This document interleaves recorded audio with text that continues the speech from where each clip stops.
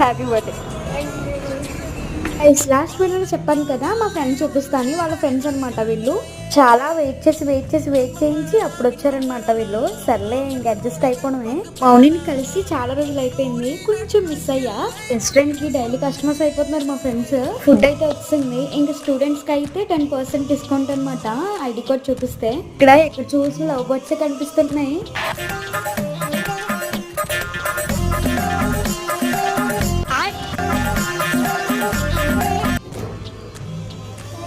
అయిపోయి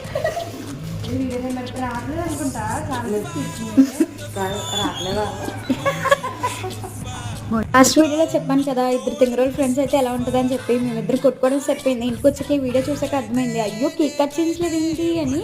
అసలు బర్త్డే అంటేనే ఫస్ట్ గుర్తొచ్చేది కేకు. అది ఎలా మర్చిపోయిందో బాబు అనిపించింది. అట్లా ఉంటది మనతోటి.